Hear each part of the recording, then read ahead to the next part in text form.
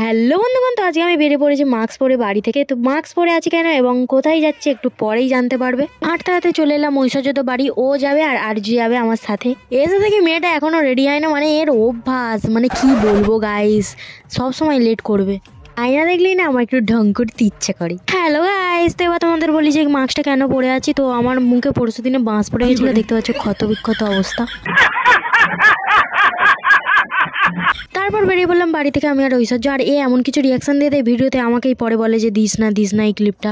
আর আমাকে যতই বারণ করুক আমি দিয়ে দিই, আমি কথা শুনি না। তারপর আমরা বাস স্ট্যান্ডে এসে অপেক্ষা করতে লাগলাম বাসের জন্য। আর ওই বাসটা চড়েই আমাদের আরজু মহারানী আসবেন। আমাকে দাঁড়িয়ে দাঁড়িয়ে বলছে চ ওই ফোন দোকান থেকে একটা ফোন নিয়ে আসি, ফোন নিয়ে এসে যেখানে যাচ্ছি হেভি ফটো তুলবো। দিস ইজ কুবুদ্ধি গাইস। তারপর বাস আসতে বাসে করে চলে এলাম যেখানে যাওয়ার কথা।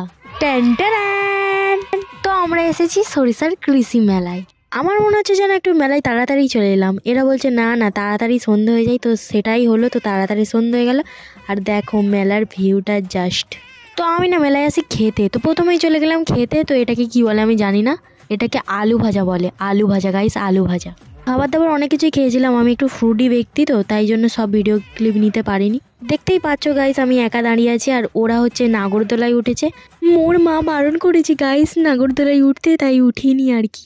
তো তারপরে ওরা দেখতে পেয়ে গেলো টোরা, তো ওতে উঠবে বায়না করছে, আর আমাকেও তুলেছে। আমার ভয় পাই গাইস। তো আমার পাশে বসেছে একটা বাচ্চা ছেলে, ওরা ওই পিঠে বসেছে যাতে উঠলে না সবাইকে দেখতে পাই, সেই জন্য। আমি মেলায় আসি খেতে, আর আমার বান্ধবীরা আসে কি করতে জানো, এইগুলো চড়তে। তারপর অনেকক্ষণ ধরে বসে বোরিং ফিল হচ্ছিল, মানে ভর্তি হলে তবেই ছাড়বে। তারপরে ধীরে ধীরে চালু হলো এটা। যখন চলছিল তো ভালোই ছিল, ভালোই লাগছিল, বেশ মজাই লাগছিল। কিন্তু তারপরে গাইস যখন স্পিডটা একটু জোরে করলো তখন থেকেই না আমার একটু ভয় লাগছিল। তারপরে যখন আরো স্পিড করলো আমার কলিজাটা তো পুরো বাইরেই চলে এসছে গাইস। তখন একটাই কথা মনে পড়ছিল, হে কালী হে কৃষ্ণ হে মহাদেব হে 33 কোটি দেব দেবতা আমাকে বাঁচিয়ে নাও। সত্যি গাইস আমি আর জীবনে উঠবো না। আমার মাথা ঘুরছে আর হাত পা থরথর করছে। আমরা সবাই গাইস ভয় পাচ্ছি বড়রা, কিন্তু আমার পাশে যে বাচ্চা ছেলেটা বসেছিল সে একটুও ভয় পায়নি। ও আমার কাজকর্ম দেখে হাসছে আর মেশিনটা থামার আগেই নেমে গেল। তারপরে টোরা চড়ে আমরা চলে এলাম কিছু কেনাকাটি করতে। কেনাকাটি আরে হয়ে যেতে ঠিক বাড়ির দিকে যাচ্ছিলাম, তখনই ঐশ্বর্যর মনে পড়লো যে তার বোনের জন্য কিছু কেনাই হয়নি। এইটাও সম্ভব। তারপর আবারও ব্যাগে ঢুকলাম মেলায়। তো কি কিনবে দেখছে চারিদিকে, খুঁজছে। আমিও ঢুকছিলাম ওর পেছনে লোকের গুঁতো খেয়ে।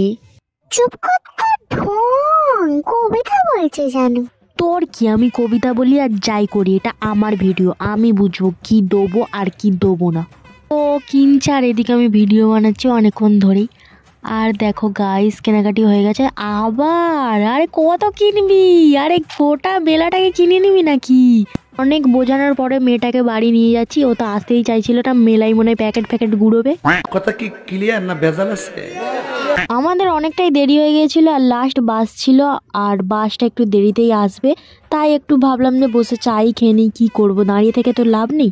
তো চা খেয়ে নিলাম। আর জাস্ট সামনের ভিউটা দেখো, এরকম চা আর সামনের ভিউ থাকলে আর কি চাই গাইস। চাটা খাওয়ার পর আমরা ওয়েট করছিলাম বাসের জন্য, কখন বাস আসবে আর আমরা উঠবো। তারপর ফাইনালি অনেকক্ষণ ওয়েট করার পরে বাস এলো, কিন্তু এখানেই দাঁড়িয়ে থাকলো, কারণ এটা লাস্ট বাস ছিল, ফুল প্যাসেঞ্জার নিয়ে তবেই যাবে। আর টোয়াটা চড়ার পর থেকে না আমার শরীরটা খুব খারাপ লাগছিল, তাই বাসে খুব বোরিং ফিল করছিলাম। আর এইদিকে মেলায় লাফালাফি করার ফলে ঘুমিয়ে পড়েছে বাসে। ঠিক বলেছো। বাস থেকে নেমে ঐশ্বর্যদের বাড়ি দাঁড়িয়ে আছি, কারণ ও আর ওর দাদু আমাকে দিতে যাবে, কারণ অনেকটাই রাত হয়ে গিয়েছিল এখন। আর ওর দাদু পিছনে অনেকটাই লেট হওয়ার কারণে ও আর আমি একটু তাড়াতাড়ি হাঁটছিলাম, কারণ বাড়িতে গেলে হয়তো মা বকবে, ওই ভেবেই তাড়াতাড়ি হাঁটছিলাম। তো গাইজ বাড়ি চলে এসেছি, এসে ড্রেসও চেঞ্জ করা হয়ে গেছে। আর কি কিনেছি মেলা থেকে দেখাচ্ছি। তো একটা রুবিস কিউব কিনেছি কিচেন, আর একটা হচ্ছে স্লাইম কিনেছি।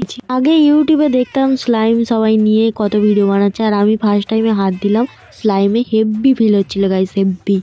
ঘরে গিয়ে আধ ঘন্টা মনে এই স্লাইমটা নিয়ে ঘাটাঘাটি করছিলাম, তারপর মা বকছিল বলে তাই জন্য রেখে দিলাম। তো আজকে ভিডিও এতটাই, যদি ভালো লেগে থাকে like comment share and follow করে দিও পেজটাকে। বাই।